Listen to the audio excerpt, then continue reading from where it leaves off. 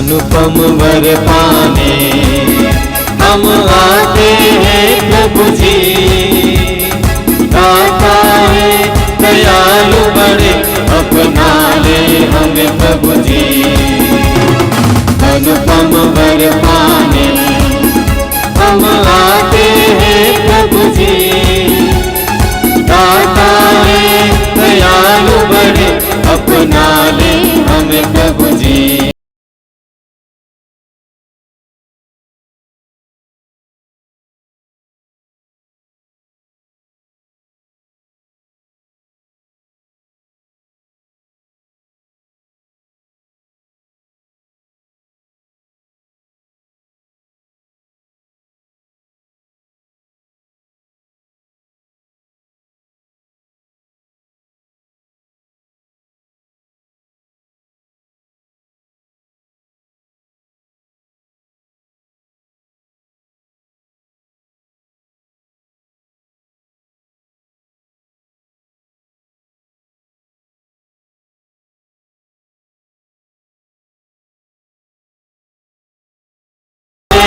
दयालु बड़े, अपना ले हमें प्रभु जी।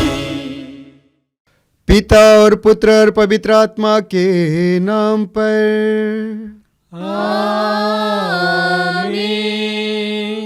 हमारे प्रभु यीशु ख्रिस्त की कृपा, ईश्वर का प्रेम तथा पवित्र आत्मा का साहचर्य आप सबको प्राप्त हो।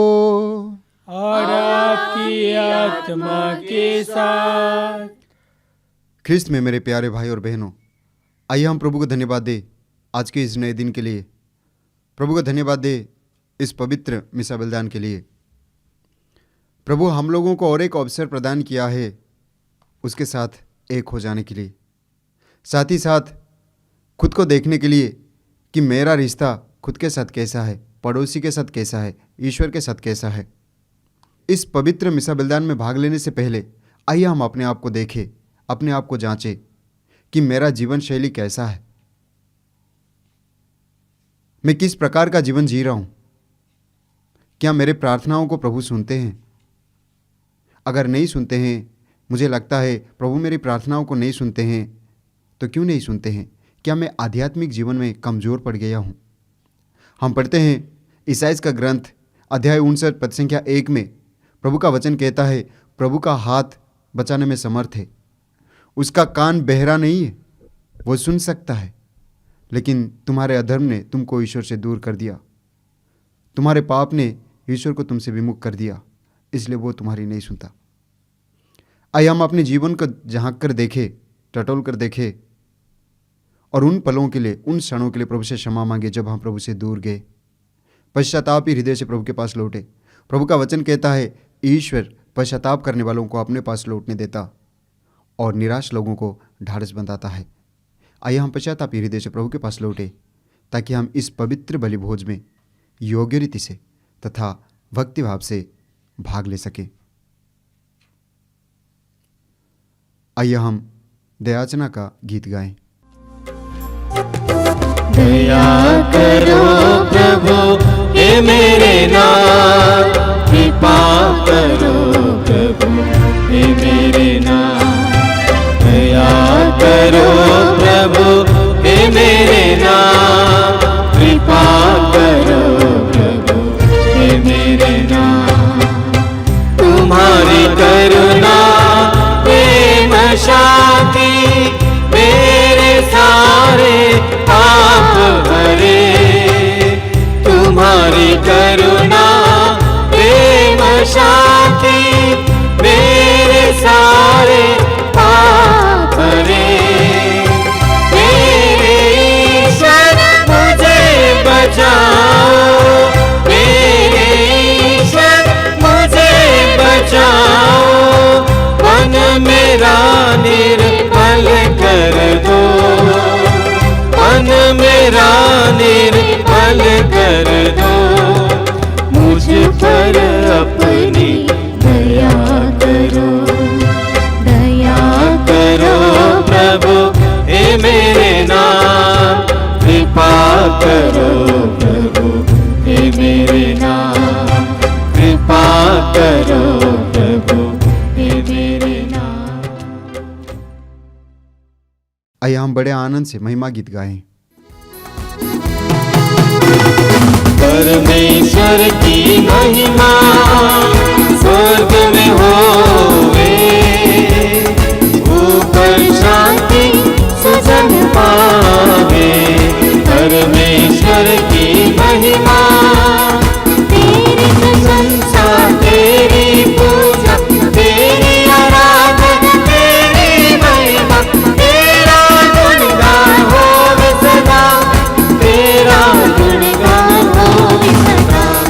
परमेश्वर की महिमा, प्रभु परमेश्वर स्वर्ग के स्वामी, तू बलशाली पिता हमारे, तेरा गुणगान होवे सदा, तेरा गुणगान होवे सदा।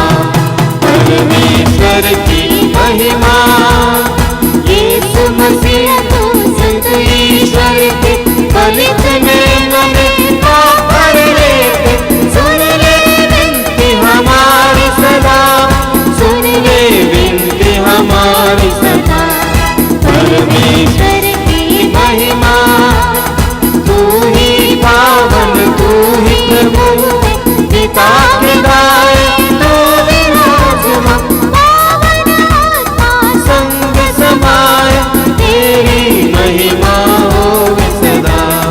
परमेश्वर की महिमा स्वर्ग में होवे, ऊपर शांति सुजन पावे।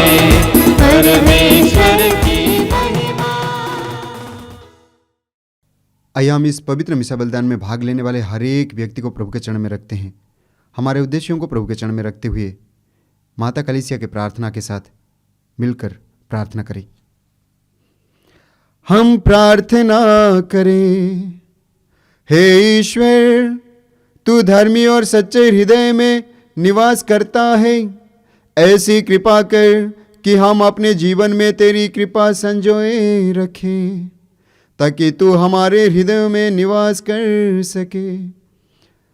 हम यह प्रार्थना करते हैं अपने प्रभु और तेरे पुत्र यीशु ख्रिस्त के द्वारा, जो तेरे तथा पवित्र आत्मा के संग एक ईश्वर होकर युगानुयुग जीते और राज्य करते हैं।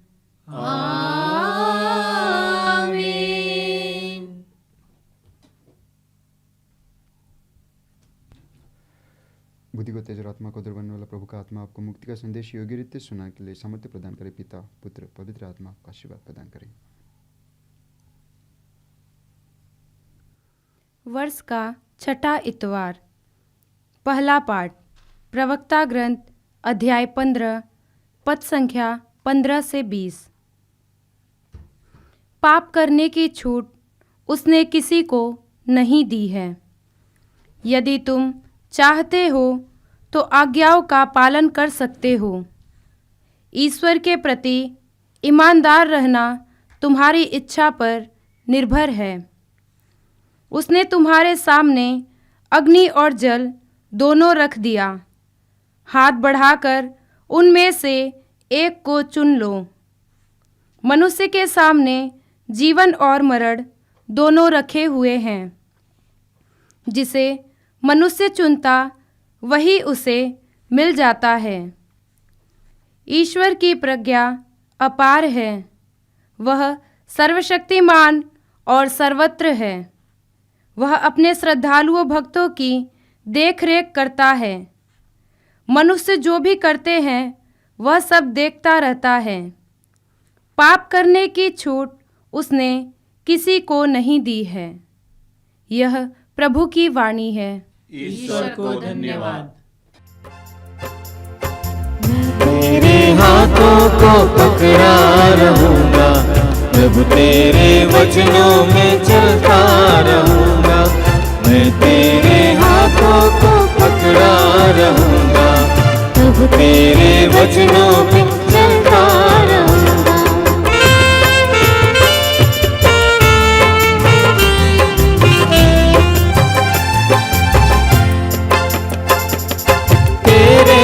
वचनों में जीवन संदेश है, तेरे ही वचनों में जीवन संदेश है। मैं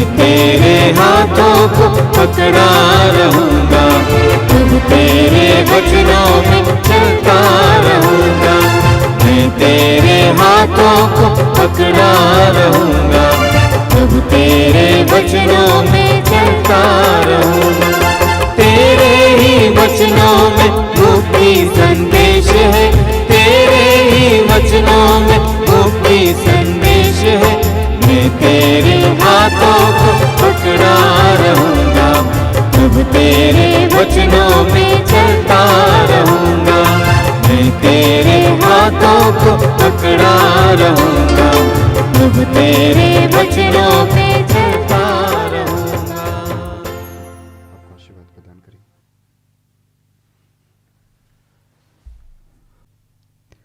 दूसरा पाठ कुरिन्थियों के नाम संत पौलुस का पहला पत्र, अध्याय 2, पद संख्या 6 से 10 तक। ईश्वर ने संसार की सृष्टि से पहले ही हमारी महिमा के लिए अपना उद्देश्य निश्चित किया था। उन लोगों के बीच जो परिपक्व हो गए हैं, हम प्रज्ञा की बातें करते हैं। यह प्रज्ञा न तो इस संसार की है और न तो इस संसार के अधिपतियों की। ये लोग तो समाप्त हो जाने वाले हैं। मैं ईश्वर की उस रहस्यमय प्रज्ञा और उद्देश्य की बातें करता हूँ जो अब तक गुप्त रहा, जिसे ईश्वर ने संसार की सृष्टि से पहले ही हमारी महिमा के लिए निश्चित किया था, जिसे संसार के अधिपतियों में से किसी ने नहीं जाना। यदि वे लोग उसे जानते तो महिमा में प्रभु को क्रूस पर नहीं चढ़ाते। मैं उन बातों के विषय में बोलता हूँ जिनके संबंध में धर्म ग्रंथ यह कहता है, ईश्वर ने अपने भक्तों के लिए जो कुछ तैयार किया है वह किसी ने कभी देखा नहीं, उसके विषय में किसी ने कभी सुना नहीं और कोई उसकी कल्पना कभी नहीं कर पाया। ईश्वर ने अपनी आत्मा द्वारा हम पर वही प्रकट किया है, क्योंकि आत्मा सब कुछ की ईश्वर के रहस्य की भी थाह लेता है। यह प्रभु की वाणी है। ईश्वर को धन्यवाद। हालेलुया हालेलुया हालेलुया हालेलुया हालेलुया हालेलुया हालेलुया हालेलुया हालेलुया हालेलुया हालेलुया हालेलुया हालेलुया। दिल में मेरे आपको यीशु मेरे स्वामी, मेरे दिल को तू निर्मल कर दे स्वामी। दिल में मेरे आपको यीशु मेरे स्वामी, मेरे दिल को तू निर्मल कर दे स्वामी, निर्मल कर दे स्वामी। हालेलुया हालेलुया हालेलुया हालेलुया हालेलुया हालेलुया हालेलुया हालेलुया हालेलुया हालेलुया हालेलुया हालेलुया हालेलुया। प्रभु आप लोगों के साथ हो और आपकी आत्मा के साथ। संत मत्ती के अनुसार पवित्र सुसमाचार। हे प्रभु तेरी महिमा अध्याय 5 पद संख्याएं 17 से 37 तक। यीशु ने अपने शिष्यों से कहा, यह न समझो कि मैं संहिता अथवा नबियों के लेखों को रद्द करने आया हूं। उन्हें रद्द करने नहीं बल्कि पूरा करने आया हूं। मैं तुम लोगों से कह देता हूं, आकाश और पृथ्वी भले ही टल जाएं, किंतु संहिता की एक मात्रा अथवा एक बिंदु भी बिना पूरा हुए नहीं टलेगा। इसलिए जो उन छोटी से छोटी आज्ञाओं में से एक को भी भंग करता और दूसरों को ऐसा करना सिखाता है, वह स्वर्ग राज्यों में छोटा समझा जाएगा। जो उनका पालन करता है और उन्हें सिखाता है, वह स्वर्ग राज्यों में बड़ा समझा जाएगा। मैं तुम लोगों से कहता हूँ, यदि तुम्हारी धार्मिकता शास्त्रियों और फरीसियों की धार्मिकता से गहरी नहीं हुई तो तुम स्वर्ग राज्य में प्रवेश नहीं करोगे। तुम लोगों ने सुना है कि पूर्वजों से कहा गया है, हत्या मत करो।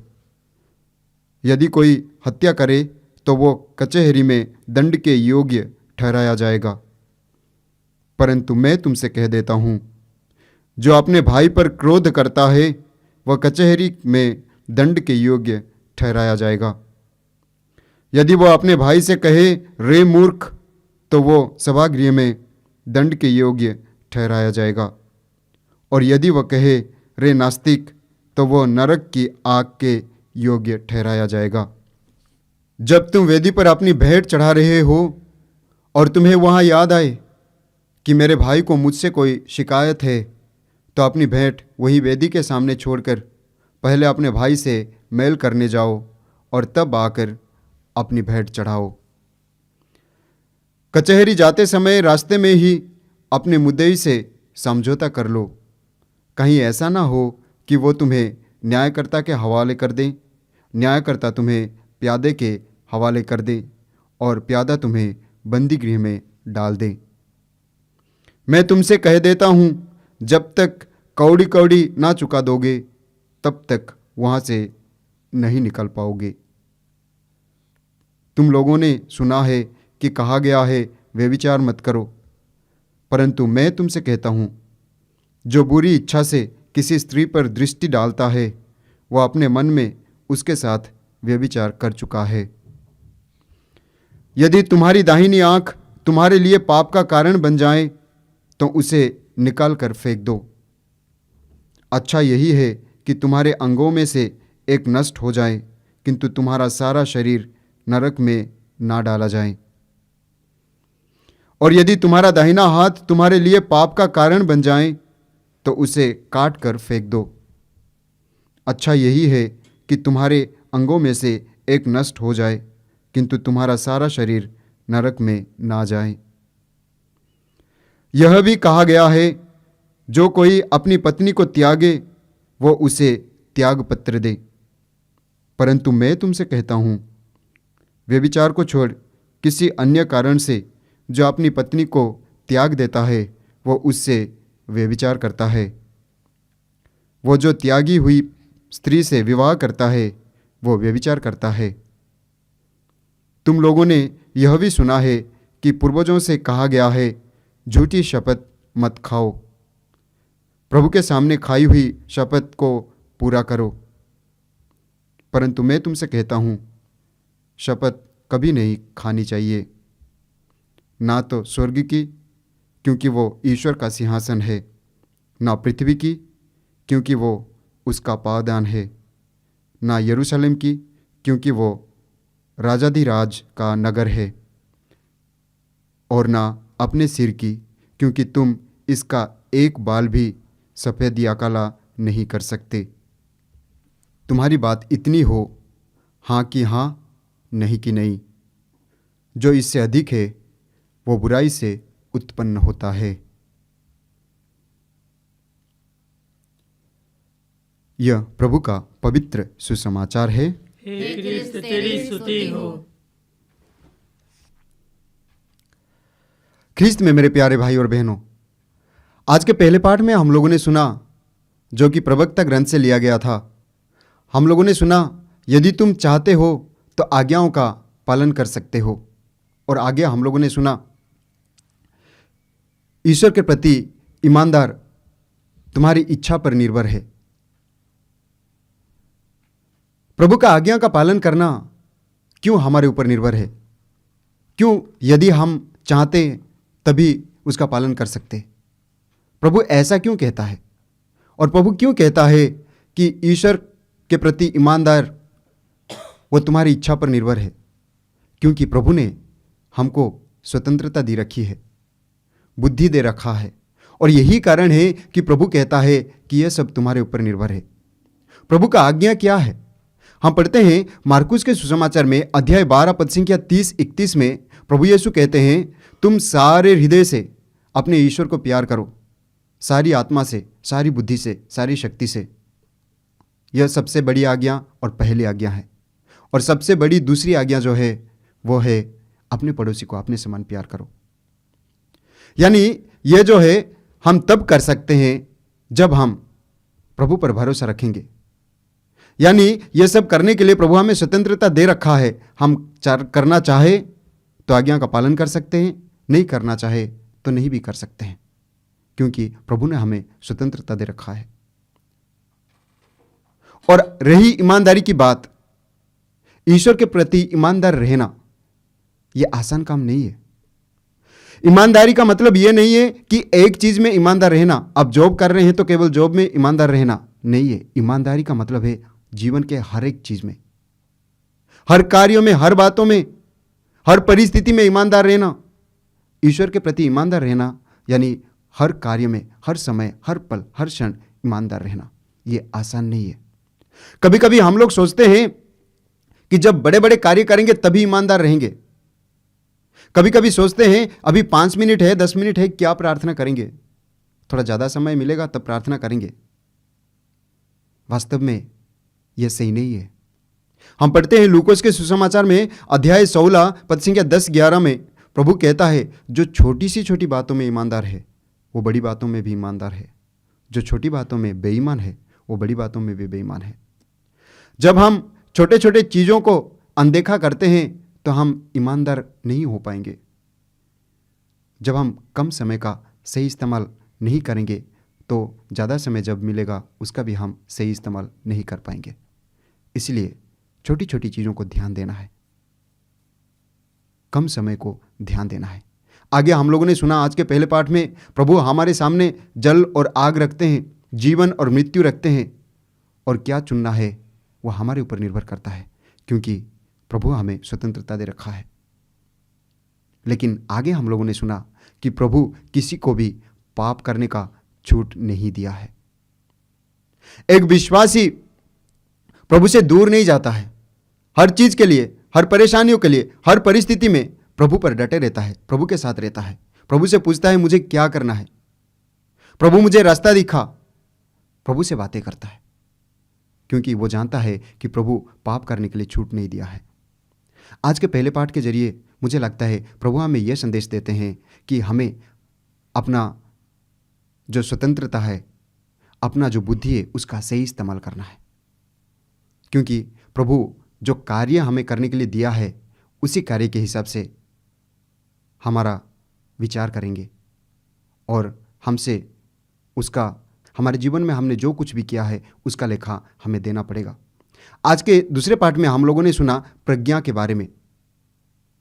प्रज्ञा ना तो इस संसार की है ना संसार की अधिपतियों की है। प्रज्ञा ईश्वर की है जो अनंत काल से है, और इसीलिए जो प्रज्ञा है सबके जीवन में होता नहीं है, और हम सब चीज़ देख नहीं सकते, सब चीज़ सुन नहीं सकते, और ईश्वर क्या चाहते हैं उसका कल्पना भी नहीं कर सकते। और ये चीज़ तब कर पाएंगे जब प्रभु का आत्मा हमारे जीवन में कार्य करेगा। इसके बारे में आज हम दूसरे पाठ में सुना। जब प्रभु का आत्मा हमारे जीवन में कार्य करेगा तो हमें रहस्यमय बातें समझा देगा, प्रभु के बारे में समझा देगा, प्रभु की इच्छा क्या है इसके बारे में बताएगा। आत्मा का होना बहुत जरूरी है। हम पढ़ते हैं योएल का ग्रंथ में प्रभु कहता है, मैं सब शरीरधारियों पर अपना आत्मा उतारूंगा। मैं सब शरीरधारियों पर अपना आत्मा उतारूंगा। जवान युवक युवतियां स्वप्न देखेंगे, बड़े बूढ़े भविष्यवाणी करेंगे।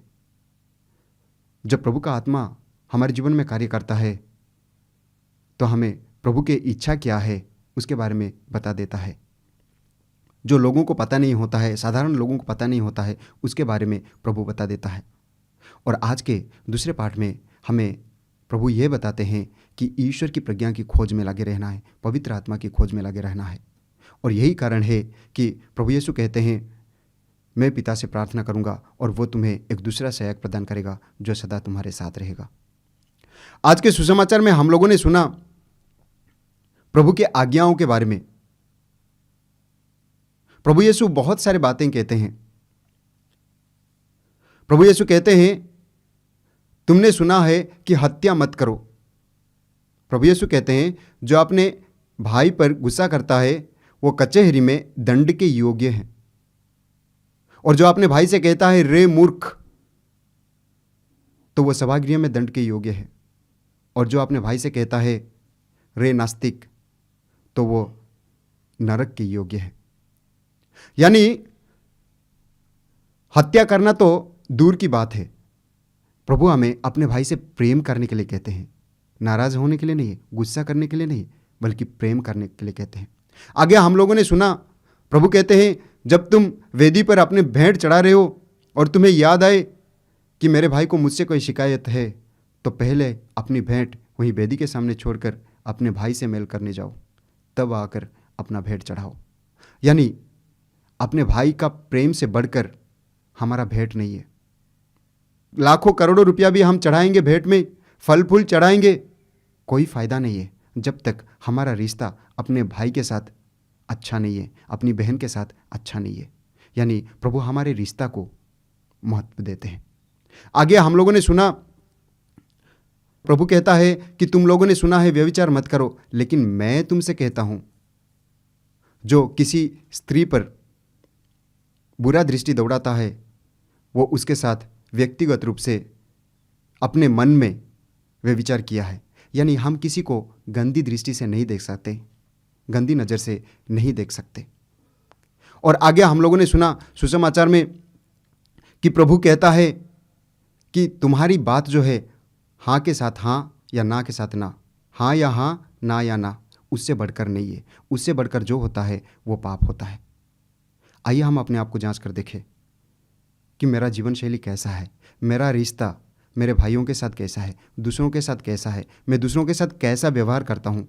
क्या मैं दूसरों को तंग करता हूँ, दूसरों को निर्णय देता हूँ, या दूसरों को परेशान करता हूँ, या प्रभु की आज्ञाओं का पालन करता हूँ। मुझे लगता है आज के तीनों पाठों के जरिए प्रभु हमें यह संदेश देता है कि प्रभु के आज्ञाओं का पालन करो, पवित्र आत्मा के अधीन रहो, और पवित्र आत्मा तुम्हें समझा देगा कि आगे क्या करना है। आइए हम आज की इस पवित्र मिशा बलिदान में प्रार्थना करें कि प्रभु हमें पवित्र आत्मा का वरदान दे, ताकि हम अपने भाई बहन को प्यार करें और प्रभु की इच्छा की खोज में हमेशा लगे रहे, ताकि हम प्रभु के करीब रहे, स्वर्ग राज्य के लायक बने। आमीन। प्रेरितों का धर्मसार। मैं सर्वशक्तिमान पिता, स्वर्ग और पृथ्वी, सब दृश्य और अदृश्य वस्तुओं के सृष्टिकर्ता एक ही ईश्वर में विश्वास करता हूँ। मैं ईश्वर के एकलौते पुत्र, एक ही प्रभु यीशु ख्रिस्त में विश्वास करता हूँ, जो सभी युगों के पहले पिता से उत्पन्न है। वो ईश्वर से उत्पन्न ईश्वर, प्रकाश से उत्पन्न प्रकाश, सच्चे ईश्वर से उत्पन्न सच्चा ईश्वर है। वो बनाया हुआ नहीं बल्कि उत्पन्न हुआ है।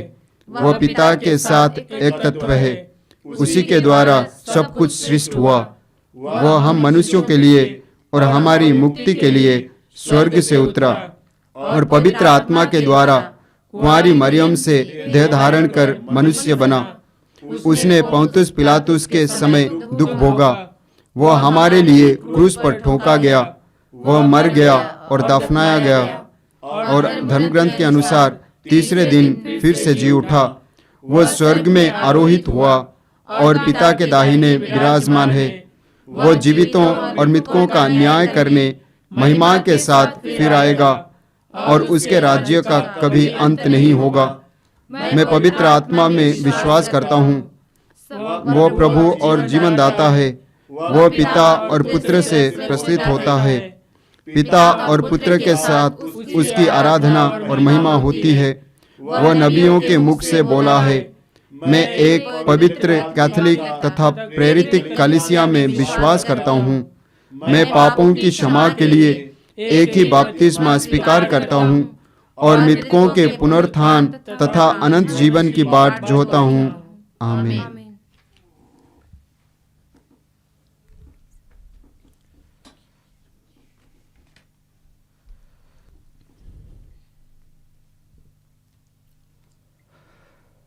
प्रिय भाइयों और बहनों, ईश्वर ने हमें इस वेदी के सम्मुख एकत्र किया है। आइए हम उसके सभी कृपादानों के लिए उसे धन्यवाद दें और कलीसिया की आवश्यकताओं के लिए प्रार्थना करें। हमारा उत्तर होगा, हे पिता हमारी प्रार्थना सुन। हे पिता हमारी प्रार्थना सुन। हे पिता ईश्वर, आज हम संत पिता फ्रांसिस और पूरे कलीसिया को आपके चरणों में समर्पित करते हैं। हे प्रभु, हमारे संत पिता को आत्मा से संचालित कीजिए, पवित्र आत्मा का अभिषेक प्रदान कीजिए, ताकि पूरे कैथोलिक कलीसिया को सुचारू रूप से संचालन कर सके। इसके लिए हम पिता से निवेदन करें। हे पिता, हमारी प्रार्थना सुन। हे पिता ईश्वर, आज हम बीमार से पीड़ित एवं मृत्यु शैय्या पर पड़े सभी भाई बहनों को आपके चरणों में समर्पित करते हैं।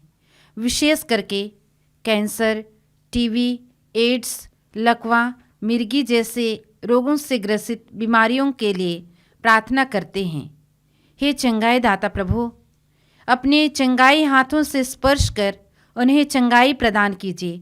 इसके लिए हम पिता से प्रार्थना करें। हे पिता, हमारी प्रार्थना सुन। हे पिता ईश्वर, हम दुनिया भर के सभी युवक युवतियों के लिए प्रार्थना करते हैं जो शराब, चोरी, अश्लीलता एवं अन्य गंदे रिश्ते जैसे विभिन्न प्रकार के बंधनों में फंसे हुए हैं। हे प्रभु, उनके बंधन को तोड़ दीजिए, उन्हें सही मार्ग दिखाइए ताकि वे सन्मार्ग पर चल सकें। इसके लिए हम प्रार्थना करें। हे पिता, हमारी प्रार्थना सुन। हे पिता ईश्वर, हम देश को संचालन करने वाले सभी नेताओं एवं सभी कार्यकर्ताओं के लिए प्रार्थना करते हैं। हे प्रभु, उन्हें सद्बुद्धि, विवेक और बल प्रदान कीजिए ताकि वे जनता के हित के लिए कार्य कर सकें। इसके लिए हम पिता से निवेदन करें। हे पिता, हमारी प्रार्थना सुन। हे पिता ईश्वर, आज हम वृद्ध माता पिता के लिए प्रार्थना करते हैं। उन्हें तो अच्छा स्वास्थ्य प्रदान करना, उनकी सेवा सत्कार करने वाले भाई बहनों माता पिताओं को आशीषित करना। इसके लिए हम पिता से निवेदन करें। हे पिता, हमारी प्रार्थना सुन। हे प्रभु, अपनी कलीसिया के निवेदनों पर ध्यान दे। हम अपने पुण्य फलों पर नहीं बल्कि तेरी दया पर भरोसा रख सकते हैं। कृपा करके हमारी सारी आवश्यकताएं पूरी कर, हमारे प्रभु ख्रिस्त के द्वारा। आमीन।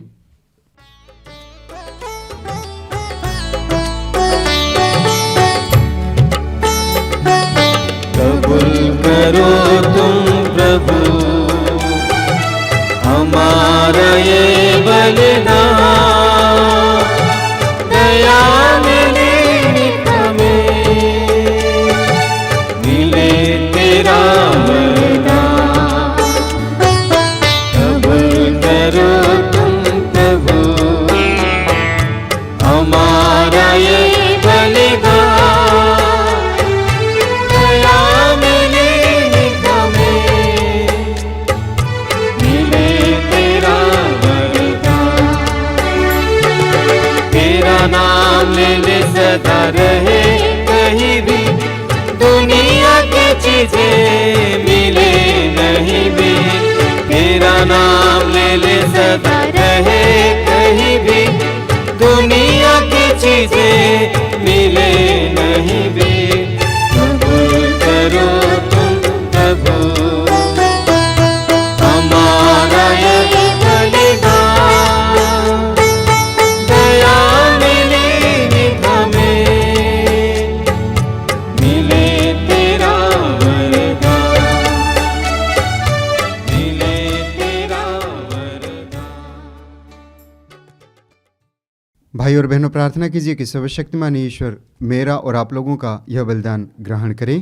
प्रभु अपने नाम की स्तुति तथा महिमा के लिए और हमारे तथा अपने समस्त पवित्र कलीसिया के लाभ के लिए आपके हाथों से बलिदान स्वीकार करें।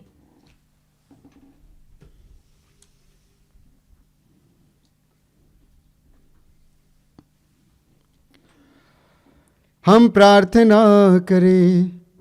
हे प्रभु, यहाँ बैठा मैं शुद्ध और नवीन करें और तेरे मार्ग पर चलने वालों के लिए अनंत पुरस्कार स्रोत बन जाए। हम यह प्रार्थना करते हैं अपने प्रभु ख्रिस्त के द्वारा। आमीन। प्रभु आप लोगों के साथ हो और आपकी आत्मा के साथ। प्रभु में मन लगाइए। हम प्रभु में मन लगाए हुए हैं। हम अपने प्रभु ईश्वर को धन्यवाद दें। यह उचित और न्याय संगत है। हे प्रभु पवित्र पिता सर्वशक्तिमान और शाश्वत ईश्वर, यह वास्तव में उचित और न्याय संगत है, हमारा कर्तव्य तथा कल्याण है कि हम सदा और सर्वत्र तुझे धन्यवाद दें। तुझ में ही हमारा जीवन, हमारी गति और हमारा अस्तित्व निहित है। इस पृथ्वी पर निवास करते समय हम न केवल तेरे प्रेम का नित्य अनुभव करते, बल्कि अनंत जीवन की प्रतिज्ञा के अधिकारी भी बन जाते हैं। जिस आत्मा के द्वारा तूने यीशु को मृतकों में से पुनर्जीवित किया, उसी का प्रथम फल प्राप्त होने से हमें यह आशा मिली है कि हम पास्का रहस्य में एक चिरस्थायी भाग प्राप्त करेंगे। इसलिए सभी स्वर्गदूतों के साथ मिलकर हम बड़े समारोह के साथ तेरा स्तुतिगान करते हुए एक स्वर से कहते हैं। पावन अति पावन प्रभु ईश्वर अखिलेश्वर। पावन अति पावन प्रभु ईश्वर अखिलेश्वर। स्वर्ग धरा के कोने कोने पूजे तेरा नाम। परमेश्वर की महिमा गरिमा पहले तीनों दाम। पहले तीनों दाम। पावन अति पावन प्रभु ईश्वर अखिलेश्वर।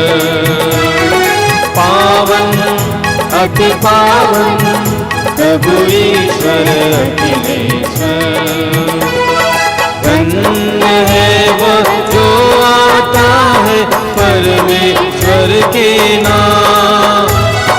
परमेश्वर की महिमा गरिमा पहले तीनों दाम। पहले तीनों दाम। पावन अति पावन प्रभु ईश्वर अखिलेश्वर। पावन अति पावन प्रभु ईश्वर अखिलेश्वर। प्रभु ईश्वर अखिलेश्वर। प्रभु ईश्वर अखिलेश्वर। हे प्रभु, तू वास्तव में पवित्र है, सारी पवित्रता का स्रोत है। हम तुझसे प्रार्थना करते हैं, तू इन उपहारों को अपने आत्मा के संस्पर्श से पवित्र कर दे कि ये हमारे प्रभु यीशु ख्रीस्त के शरीर तथा रक्त बन जाएं। जब वे स्वेच्छा से मृत्यु के लिए सौंपे गए, उन्होंने रोटी ली, तुझे धन्यवाद दिया और रोटी तोड़कर उसे अपने शिष्यों को देते हुए कहा, तुम सब इसे लो और खाओ, क्योंकि यह मेरा शरीर है जो तुम्हारे लिए बलि चढ़ाया जाएगा।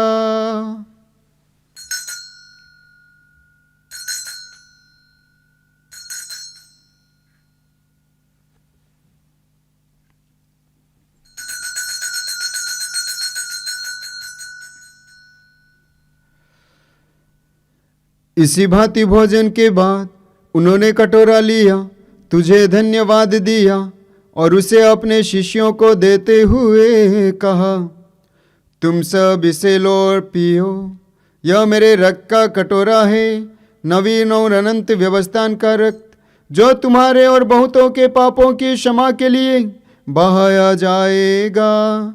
तुम मेरी स्मृति में यह किया करो।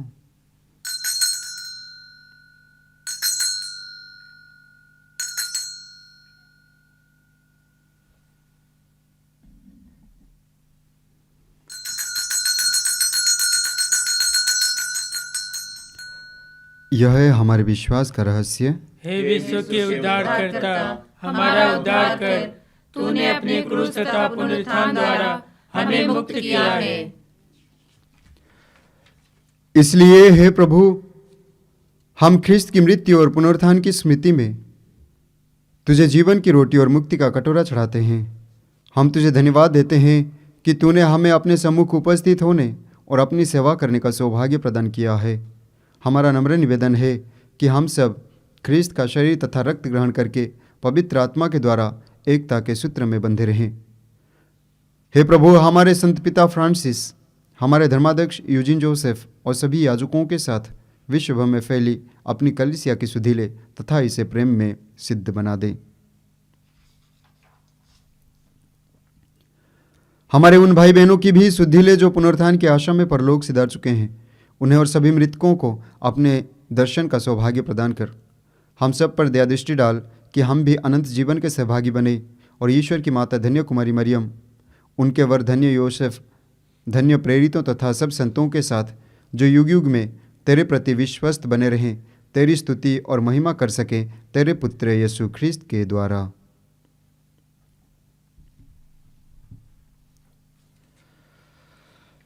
इन्हीं प्रभु ख्रिस्त के द्वारा, इन्हीं के साथ और इन्हीं में, हे सर्वशक्तिमान पिता ईश्वर, पवित्र आत्मा के साथ सारा गौरव तथा सम्मान युगानुयुग तेरा ही है। आमीन, आमीन, आमीन।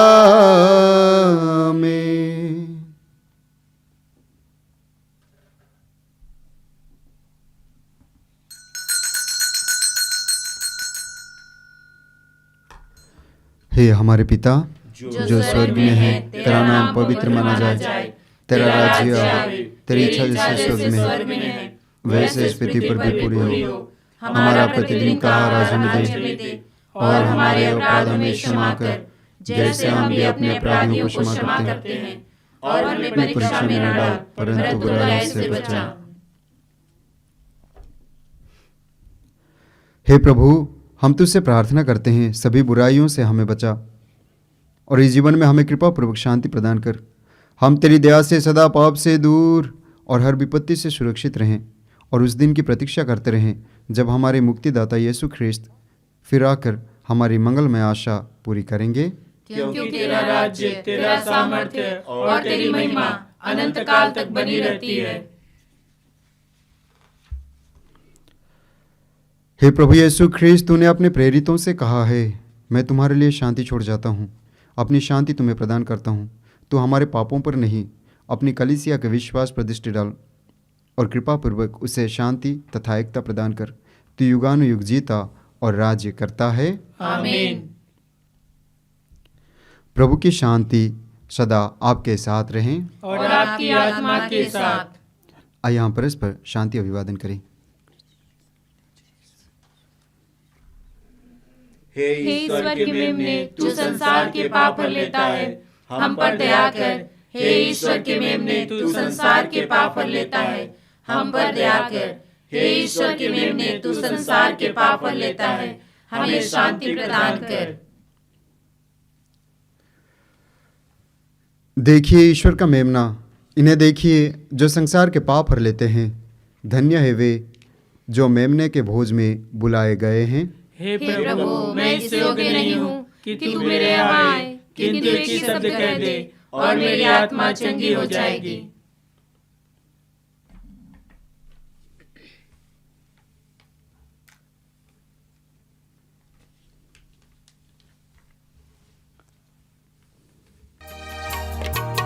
दिल में तू आजा प्रभु,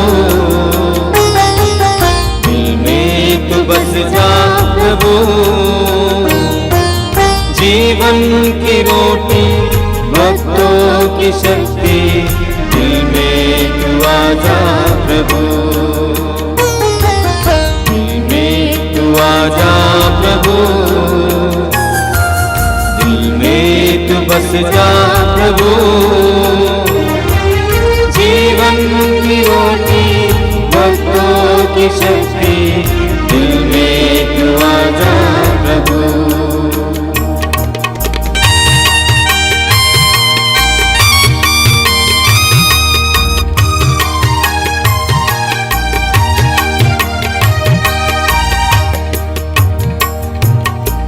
दर्शन को तेरे कब से हूँ प्यासा, सबका सहारा पूजा न तुझसा। दर्शन को तेरे कब से हूँ प्यासा, सबका सहारा पूजा न तुझसा। दिल में तू आजा स्वामी मेरे, दिल में भर प्रेम तेरा। दिल में तू आजा प्रभु, दिल में तू बस जा प्रभु। जीवन की रोटी भक्तों की शक्ति, दिल में तू आजा प्रभु, दिल में तू आजा प्रभु। दिल में तू बस जा प्रभु। जीवन की रोटी भक्तों की शक्ति, दिल में तू आजा प्रभु, दिल में तू आजा प्रभु, दिल में तू आजा प्रभु। हम प्रार्थना करें। हे प्रभु, तेरी दया से हमने स्वर्गिक भोजन ग्रहण किया है। हम सदा उस भोजन के लिए लालायित रहें जिससे सच्चा जीवन प्राप्त होता है। हम यह प्रार्थना करते हैं अपने प्रभु ख्रीस्त के द्वारा।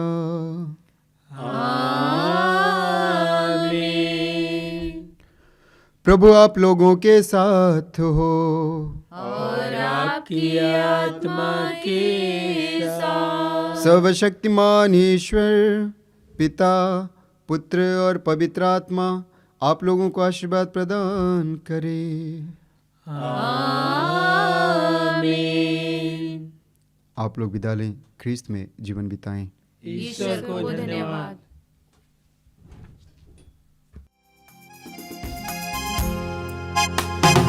ये धरती ये आसमां ये वन उपवन ये पवन चमन, मेरे प्रभु की सांसें हैं, मेरे प्रभु की सांसें हैं। ये धरती ये आसमां ये वन उपवन ये पवन चमन, मेरे प्रभु की सांसें हैं, मेरे प्रभु की सांसें हैं। गाए जय जयकार गाए बारंबार, हो जाए गुंजान प्रभु है पुकार। गाए जय जयकार गाए बारंबार, हो जाए गुंजान प्रभु है पुकार। ये धरती ये आसमां ये वन उपवन ये पवन